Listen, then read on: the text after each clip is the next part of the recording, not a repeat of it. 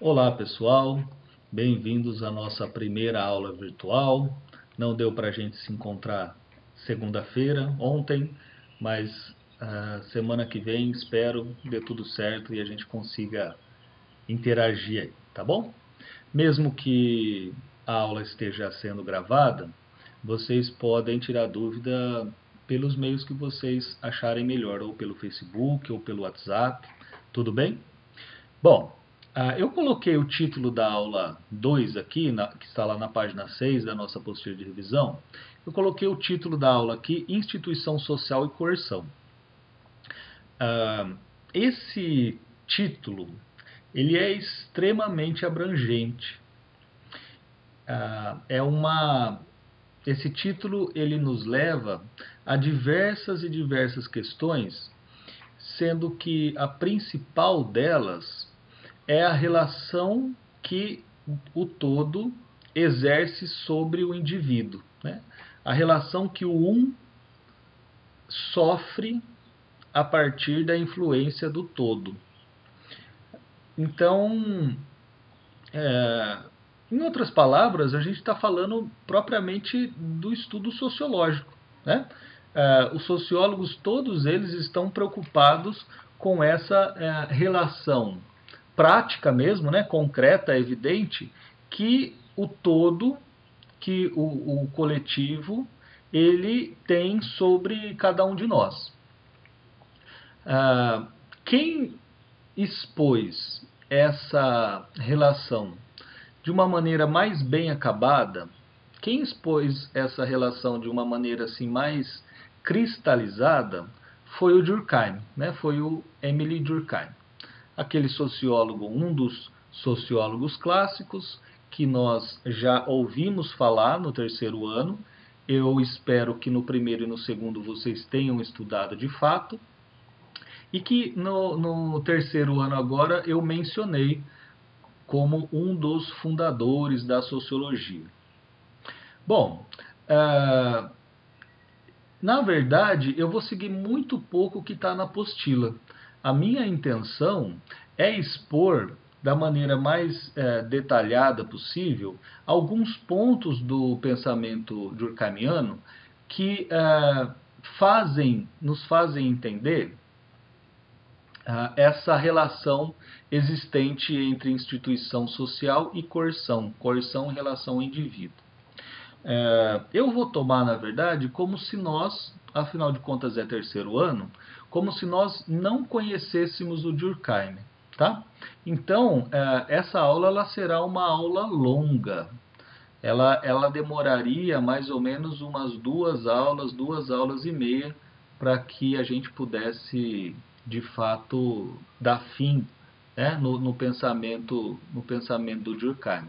Dar fim no pensamento do Durkheim, por favor, né, só no sentido mesmo da sua importância que ela tem para o vestibular e tudo mais. Afinal de contas, é um pensador, é um sociólogo muito rico, né? É, Lá na universidade, para quem vai fazer ciências sociais e afins, nós temos disciplinas só sobre o Durkheim. Não é o nosso caso, né? Vamos ficar no nosso quadrado e vamos embora.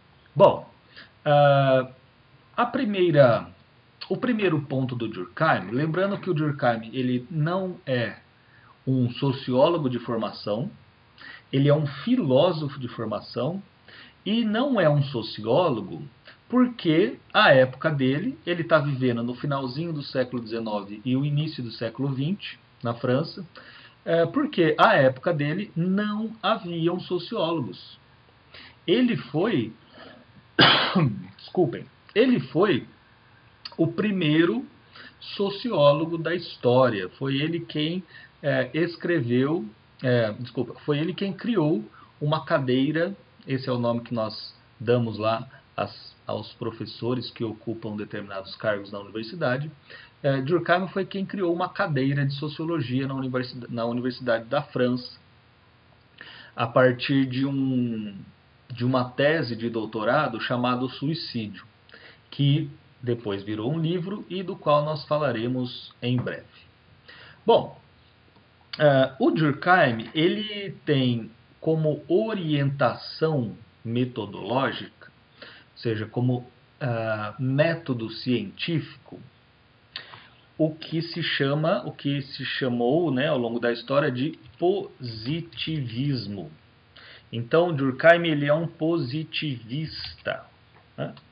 Bom, o que é, gente? O que é um positivista? Positivista é um grupo de cientistas que consideram para seus estudos apenas aquelas características dos objetos estudados, consideram para seus estudos apenas aquelas características dos objetos estudados que são passíveis de experimentação. Certo? Então, os positivistas são aqueles que consideram, vou colocar aqui, né, para ficar a conjugação certa, são aqueles que consideram para seus estudos apenas aquelas características dos objetos estudados que são passíveis de experimentação. Isso nós já falamos em algumas aulas, né, em aulas anteriores aí. Para o positivista, tudo aquilo que não pode ser medido, calculado, pesado, pego, experimentado, enfim, não é algo que possa servir como explicação ou como estudo para que se obtenha uma verdade ou então, né, uma afirmação um pouco mais robusta, um pouco mais sólida. Em outras palavras, os positivistas são aquelas pessoas, são aqueles cientistas que estão 100%, até a época do Durkheim, localizados nas ciências naturais. Os cientistas, de uma maneira geral, todos eles são positivistas. Por quê? Porque eles consideram o movimento, ou eles consideram para a explicação dos movimentos dos fenômenos naturais apenas aquilo que eles podem experimentar, que eles podem medir, que eles podem calcular. Ou seja, qualquer explicação de cunho filosófico ou de cunho religioso está excluída do arcabouço teórico dos positivistas. E o que o Durkheim quer fazer é exatamente a mesma coisa em relação aos homens. Em outras palavras, o Durkheim ele quer aplicar o método positivista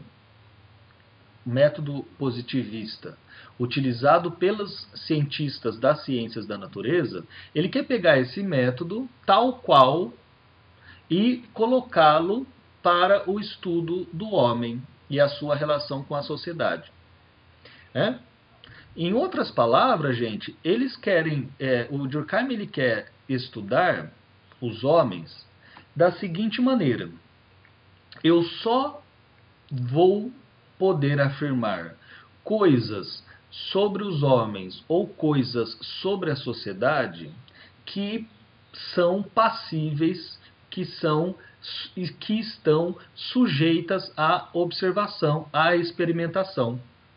Então, pela primeira vez na história, as respostas que aparecerão sobre o que é o homem, qual a relação do homem com a sociedade, relações de poder e etc., pela primeira vez na história, essas respostas elas aparecerão apenas a partir das observações realizadas. Então, eu não posso... com Durkheim que não existem mais explicações filosóficas. Se você pensar, o Marx, por mais materialista que ele seja, ele tem um fundo filosófico muito importante, né? Na verdade, alguns consideram o Marx mais um filósofo do que propriamente um sociólogo, ou um economista, ou um historiador. Eu estou dentro dessa turma aí. Então o Durkheim ele não explica mais nem por meio da filosofia, tal como o Marx e o Hobbes, por exemplo, explicavam, e nem também de acordo com a tradição medieval de que as relações sociais e os homens eles são do jeito que são porque existe uma força divina que organiza o mundo, etc, etc. Certo? Então, esse é o nosso primeiro ponto. Guardem com muito carinho essa ideia do positivismo, porque ela vai nos acompanhar tanto em sociologia quanto em filosofia. E também acompanha vocês lá em literatura, quando entra no realismo, no naturalismo, né? O pensamento positivista, que é um pensamento essencialmente cientificista do mundo, ele também tem uma presença muito grande. Beleza? Bom, além de positivista, o Durkheim ele é chamado de organicista ou nossa senhora, quanta organicista ou funcionalista. Vou dar um espaço aqui. Organicista ou funcionalista. O que essas duas palavrinhas querem dizer? Tanto uma quanto outra têm relações, né? Eu coloquei aí uma barra como se fosse a mesma coisa. Não é exatamente a mesma coisa, mas elas têm uma ligação muito íntima. O organicista nos dá a ideia de organismo, e funcionalista nos dá a ideia de função. Ou seja, qual é o seu papel qual é o papel de um objeto dentro de um sistema todo. O Durkheim ele tem esse pensamento também. Além de positivista, ele entende que, então vamos lá as definições de organicista ou funcionalista. Para o organicista ou funcionalista, o todo, e no caso nosso aí é a sociedade, o todo ele tem uma característica, ou ele tem algumas características que são superiores à simples somatória de partes. Então, vejamos isso no pensamento sociológico. Para o organicista ou funcionalista, imagina que cada indivíduo seja um órgão e que tenha, portanto, uma função pré-definida, pré-determinada. Então você tem lá todos os órgãos no nosso corpo e cada um desses órgãos eles desempenham alguma função. Imagina também que, além dos órgãos sozinhos, nós temos um organismo, ou seja, nós temos um conjunto de órgãos que, na verdade, propiciam esse conjunto, é ele que representa a vida, certo? Ele que representa a totalidade. Então, nessa comparação, e não sou eu que estou fazendo essa comparação, é o próprio Durkheim, né? Ele compara a sociedade ao corpo humano, ou a um organismo, ou a um ser vivo. Veja, então, vamos fazer essa analogia. A sociedade ela é o organismo. A sociedade, ela não é simplesmente a soma dos órgãos. Por quê? Porque alguma pessoa morta, ela pode ter lá todos os seus órgãos. Mas disso não decorre, evidentemente, que ela tenha vida. Então, a sociedade, para o Durkheim, é a mesma coisa. Não adianta uma simples reunião de pessoas. Então, faz de conta lá que a gente está na aula, lá no terceiro ano, que eu já estou com saudade, não pode nem ficar falando muito, que a gente fica meio para baixo, né? Mas vamos supor que a gente tivesse todos juntos ali na sala de aula. Simplesmente essa nossa reunião, ela não significaria uma sociedade, podia ser um amontoado de gente. Poderia ser um amontoado de gente. Por quê? E aí vem a ideia do funcionalismo, ou do funcionalista, no caso da caracterização do Durkheim. Porque a gente pode estar lá dentro da sala de aula, mas cada um fazendo aquilo que bem entende. Se isso acontecer, não vai existir um todo. Né? Não vai existir um todo. Para que lá dentro da sala, que dentro da sala de aula nós consigamos representar a sociedade, é importante que cada um de nós faça aquilo que está, no caso da biologia, né, no caso do organismo, faça aquilo que está predisposto a fazer, pré-definido a fazer. No caso da sociedade, que cada indivíduo faça, ou melhor, desempenhe muito bem cada uma de suas funções. Cada uma de suas funções. Certo? Então, vamos ver se ficou claro, se a gente conseguir fazer uma síntese em uma ou duas linhas. O organicista ou funcionalista acredita na dependência, cada parte tem seu papel na construção de um todo.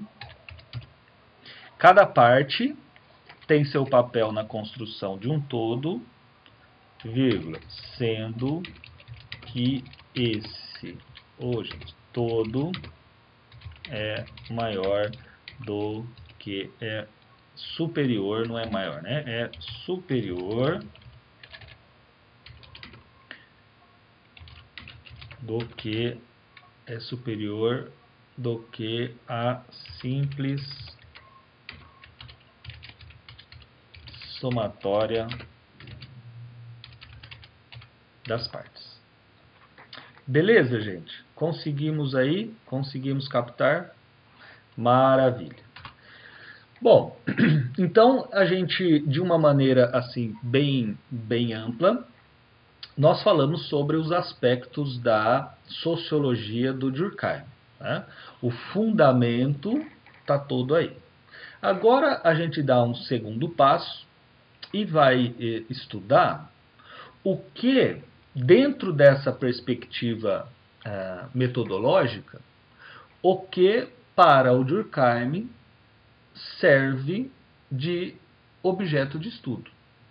Em outras palavras, a pergunta nossa agora será: o que o sociólogo de visão positivista, organicista, funcionalista, o que o sociólogo toma como seu objeto de estudo?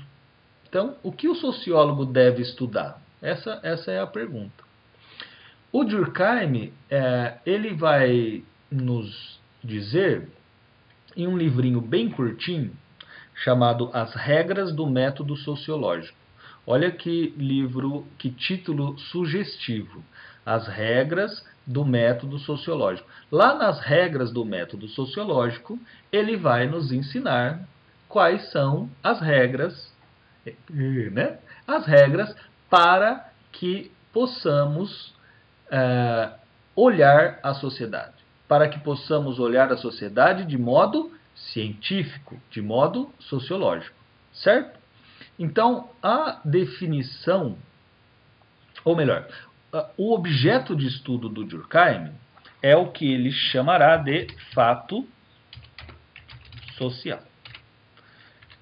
Fato social. O fato social, gente, é o objeto de estudo do sociólogo. Isso vocês já devem ter visto, mas como é terceiro ano, vamos começar do zero, né? Fato social é o principal conceito do Durkheim, né? O principal conceito do Durkheim. Então, fato social é o objeto de estudo do sociólogo. Em outras palavras, o que o sociólogo deve estudar? Os fatos sociais, certo? Beleza. A pergunta, lógico, é, tá bom, mas o que é um fato social, né? Então, o Durkheim vai também nos ajudar. Ele dirá que fato social, para algo ser um fato social, é preciso que esse algo possua 3 características. Então, a primeira, exterioridade, coercitividade, eu vou deixar esse aqui por último, e generalidade.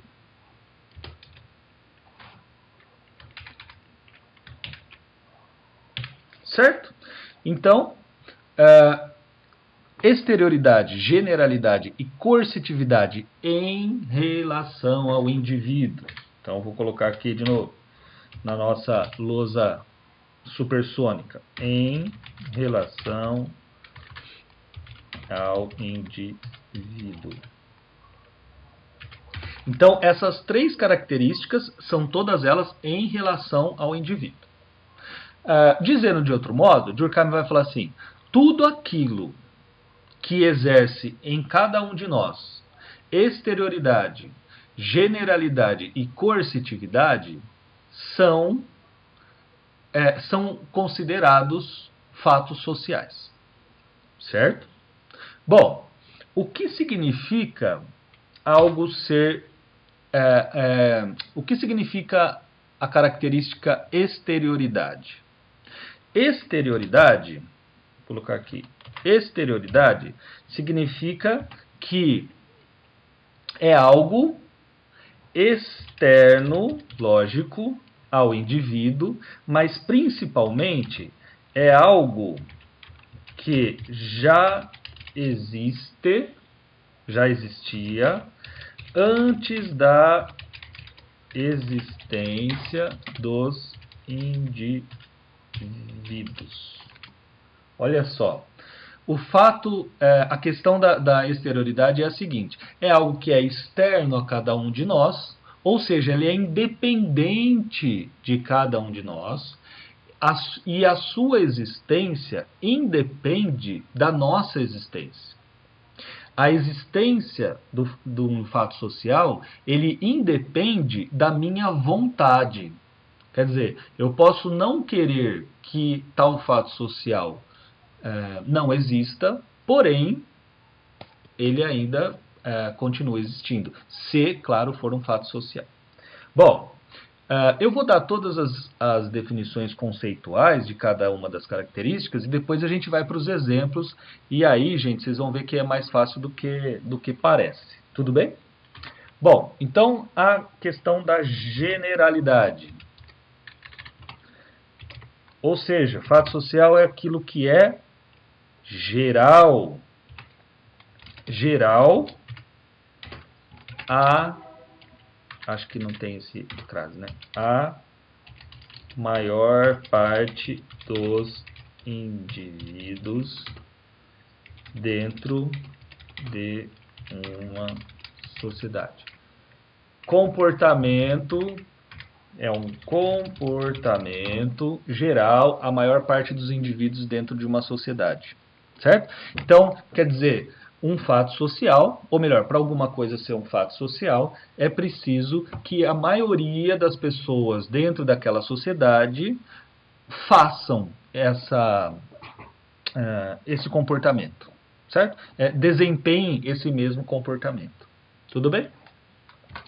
O mais importante, gente, é o último, sem dúvida nenhuma, que é a questão da coercitividade. Coercitividade. Coercitividade. Coercitividade, gente, vem de coerção, né? O título da nossa aula.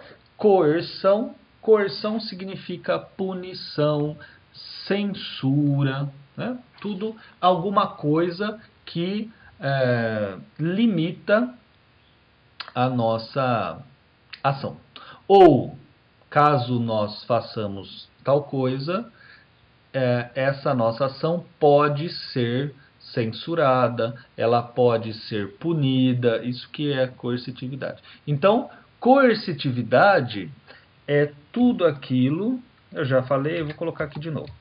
Tudo aquilo que exerce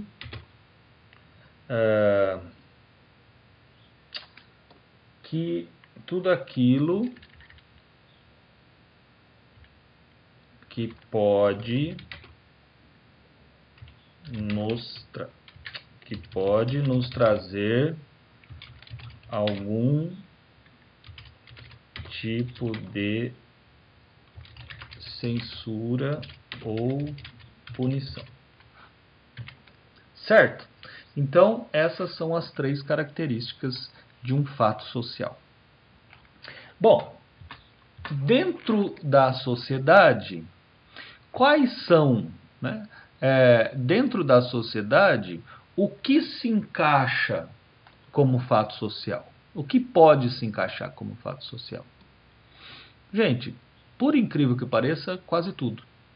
Ou melhor, tudo aquilo que o homem faz, com exceção das suas ações biológicas, é considerado pelo Durkheim um fato social. Vamos a alguns exemplos. O primeiro exemplo, vamos para a moda. Então, vamos aqui, exemplos. O primeiro, moda. Moda. A moda, gente, significa maneira de se vestir, tá? É simples assim, é a maneira de se vestir. A maneira de se vestir num determinado lugar, tá? Então, moda. Por que a moda ela é um fato social?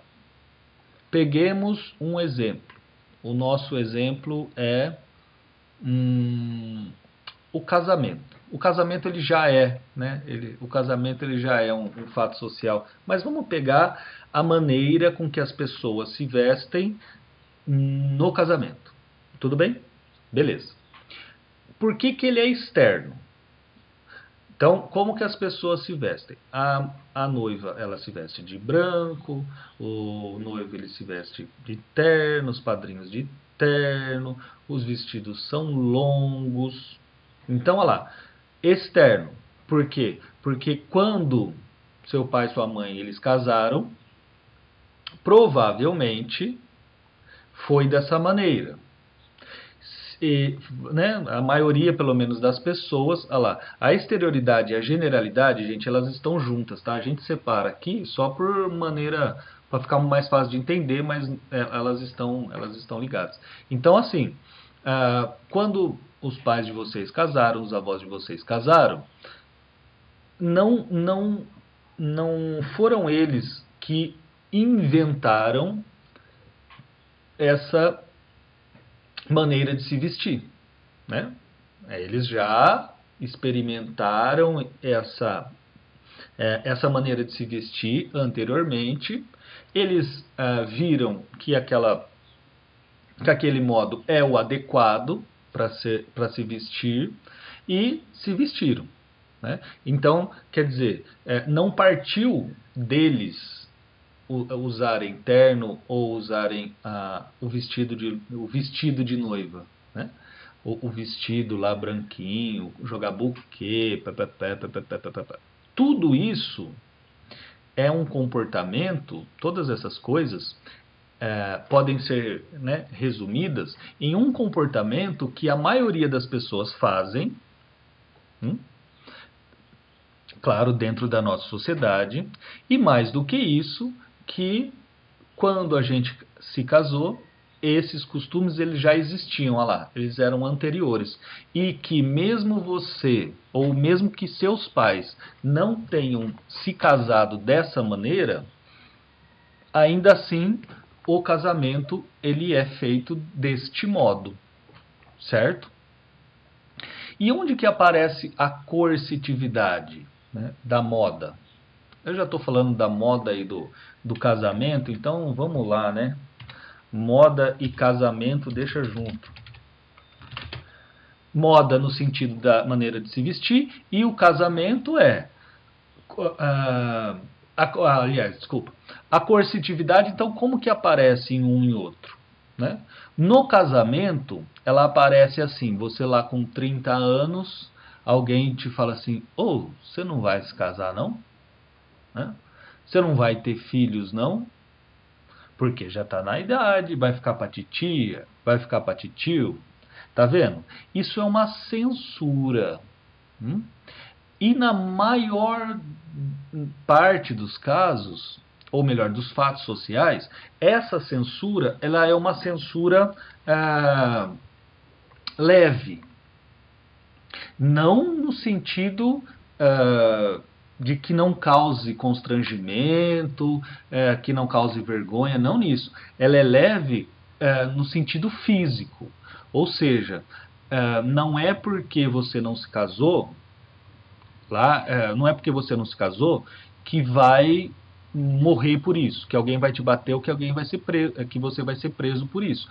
Mas a coerção ela existe. Eu posso cochichar, falar assim, tá o sujeito lá, nossa, você viu, 40 anos, tá tio, não vai se casar, né? Olha que absurdo, tá na hora de amarrar o burro em algum lugar, né? Tá vendo que são palavras, desculpa, que são modos de falar que causa, de alguma maneira, constrangimento. Ou seja, quando eles dizem, você vai ficar para titio, em outras palavras, eles estão dizendo, o correto é casar. Certo? Imagina a coerção na moda. Você vai para um casamento, só que você vai de chinelo, havaianas e bermuda. E aí você vai entrar no baile, não sei, e o segurança fala, você não pode. Ah, mas é a minha irmã que está se casando. Não, você não pode. Né? Então, a coerção ela aparece aí. Ou seja, são impedimentos que não partem de nós. São impedimentos sociais, mas que nós, como indivíduos, difundimos. Será que está claro? Será que ficou claro? Então, a gente difunde, ou seja, nós, afinal de contas, a sociedade ela é invisível, mas ela está dentro de nós, ela é interiorizada, é isso que o Durkheim está falando. Né? A gente interioriza valores sociais. Nós interiorizamos esses valores sociais.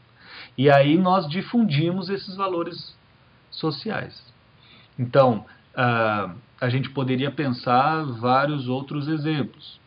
Vocês, na classe social que vocês têm, né, com o poder econômico que vocês têm, é um fato social prestar vestibular. Mais do que isso, é um fato social cursar o ensino superior. Para vocês, é inimaginável terminar o terceiro ano e virar uma secretária ou virar um frentista. Certo? Por quê? Você pode dizer assim, não, é porque eu quero, porque estudar é bom e papapá. Porém, o Durkheim não vai falar assim. Ele vai dizer, porque a sua consciência, ou melhor, porque a consciência coletiva da sua classe social, ela imprime esses valores, que não são valores para o pessoal, por exemplo, que está no Estado. Não é um desejo daquele grupo fazer curso superior. Quando eu digo não é um desejo, é porque não faz parte da maioria das pessoas. Ó, gente, provavelmente está aparecendo um monte de questões aí sobre isso que eu acabei de falar, de críticas, inclusive, sobre isso que eu acabei de falar. Guardem essas críticas, perguntem essas críticas, porque, de fato, existe uma cacetada de crítica em cima desse pensamento do Durkheim. Tá? E que serão discutidas lá com a teoria crítica. Mas, por enquanto, vamos entender aqui, né? Vamos entrar no jogo do Durkheim e vamos aceitar pelo menos o que ele está nos dizendo, né? Para a gente poder criticar depois. Então, para ele, o ponto, né, é justamente esse. Quer dizer, cada grupo social, cada mini sociedade tem determinados comportamentos que não partem do indivíduo. Essa é a lição que ele tem para nos dar hoje, né, nessa aula. Que não partem dos indivíduos propriamente, mas que está acima de nós. Então, eu, pela minha classe social, pela minha configuração de vida e etc., pelo meu círculo de amizades, eu fui obrigado, entre aspas, eu já explico por que está entre aspas, mas eu fui obrigado a prestar um curso superior, a ter, né, uma profissão que foi escolhida por mim, etc. E por que obrigado? Porque, e aí a gente, né, finaliza a aula, vai para o finalzinho da nossa aula, o último passo da nossa aula. Por que obrigado? Porque, na verdade, nós, por meio das instituições sociais, nós não sentimos o peso da obrigação. Olha que afirmação linda e maravilhosa do Durkheim para que nós possamos pensar. O que o Durkheim está dizendo é, mesmo que alguma coisa nos traga constrangimento, nos traga censura e que, portanto, nós gostaríamos de fazer de outro modo, mesmo que isso de fato exista, a gente toma esses valores sociais representados pelas instituições sociais e propagados pelas instituições sociais como se fossem bons. Olha que louco, né? Assim, você fala, eu gostaria muito de pegar o carro e andar a 150 por hora. Me dá prazer, é gostoso. Aí eu falo assim, mas eu não posso fazer. Eu não posso fazer porque é para o meu bem e para o bem de todos. Eu não posso fazer porque tem multa, porque eu posso morrer, porque eu posso matar alguém. Mas veja que, olha, né, que interessante, esse que é o sujeito socializado. É aquele sujeito que ele sofre constrangimento, que ele sofre coerção, que ele sofre uma punição, censura, mas que ele acredita que essa censura, punição e coerção seja para o seu bem. Né? Então fala assim, filho, filha, a instituição escola, né? A instituição escola fala assim, João, Maria, José, vão lá, estuda igual um louco, velho. estuda por vídeo, estuda por áudio, estuda pelo sonho, estuda,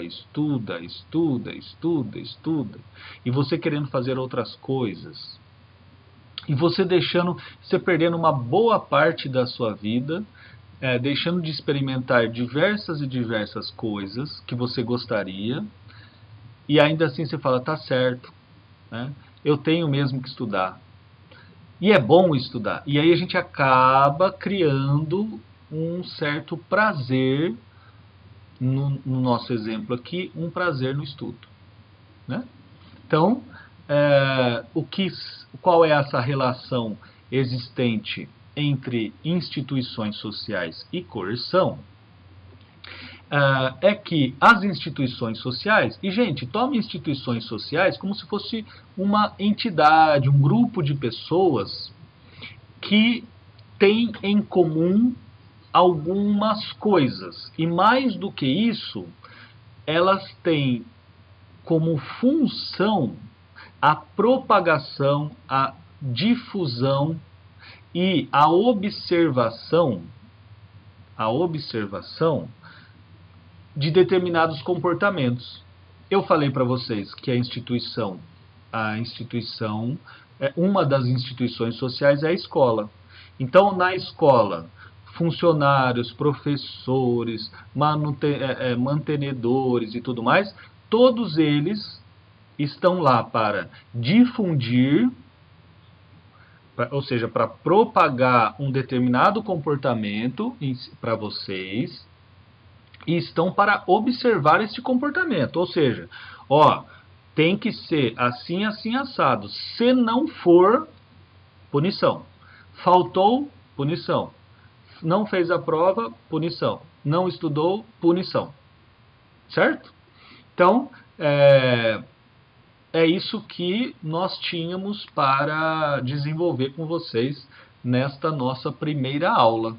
Tudo bem, gente? Na segunda aula, eu vou comentar um pouquinho sobre a ideia da criminalidade no Durkheim, que é um ponto de extrema importância, sobre a criminalidade, e eu vou falar sobre o suicídio também. Beleza, gente? Muito obrigado pela companhia, estou sentindo falta de vocês. Até a próxima. Um beijo a todos e a todas.